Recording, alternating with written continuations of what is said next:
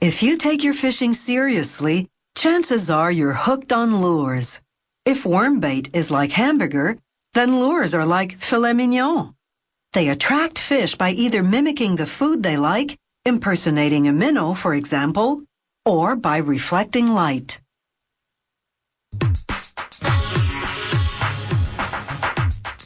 Lures come in many shapes and sizes. They can measure up to about 30 centimeters long and weigh as much as 400 grams, about as heavy as a cell phone. They're usually made of brass. This model is from a brass sheet that's less than a millimeter thick. It goes into a press that's outfitted with a series of dies to progressively cut and shape the lures, churning out 2,000 of them per hour. This looks like one fast operation, but it's really 4 consecutive steps. The first die stamps the company name and lure model number, punches a slot down the middle, and punctures a hole on each end. The second die scores the outline. The third cuts it out. The fourth and final die forms the piece into a spoon shape, which is why this type of lure is called a spoon. This shape makes it move in the water like a small fish. That blue object at the bottom right is an air jet. It blows the lures coming off the press into a collection bin. Lures vary in size, shape, and texture, and plating them in different metals creates different reflective effects in the water. All these factors determine the type of fish the lures attract. The metal plating process is called electroplating because electricity is the key to it all. Workers wire up the lures, submerge them in an acid solution, then run a negative current through them. They run a positive current to the plating metal, in this case copper nuggets. The acid dissolves the copper into particles laced with a positive charge. This draws them to the negative charged lures, which they coat in an even layer of copper.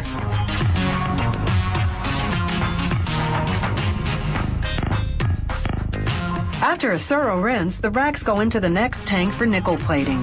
Then another rinse and into another tank for silver plating, the final finish. Silver plating requires undercoats of copper and nickel. To prevent the silver from tarnishing, workers coat the lures in clear lacquer using the same plating process. Lures plated in 24-karat gold don't need lacquering because gold doesn't tarnish.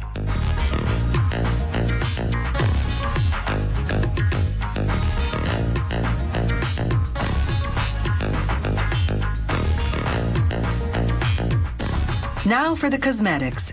One way to decorate the lure is by what's called pad printing. An automated machine applies ink to a metal plate with a design etched into it. A silicone pad stamps the plate, picking up the design, then stamps the lure, transferring it. This is a 2-color design, so there are 2 pads at work. It's quick-dry ink, so the colors don't smudge. Another way to decorate lures is to apply decals. They adhere with waterproof glue that's specially designed for the fishing industry.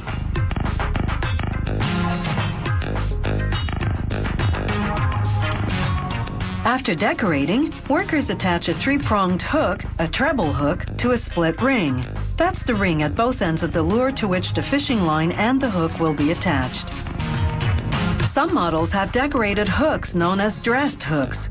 The idea is to add a color accent to make the lure look more like the fish's prey. To do this, they first wind a nylon thread around the shaft of the hook, then trim off the loose end. Next, they lay together 2 different colored hackles. Hackles are the filaments of a rooster's neck feathers. They wrap them around the shaft of the hook on top of the nylon thread. The different colored feathers blend together, the filaments projecting from the head of the hook to disguise it. Workers wrap them with more nylon thread to secure them in place.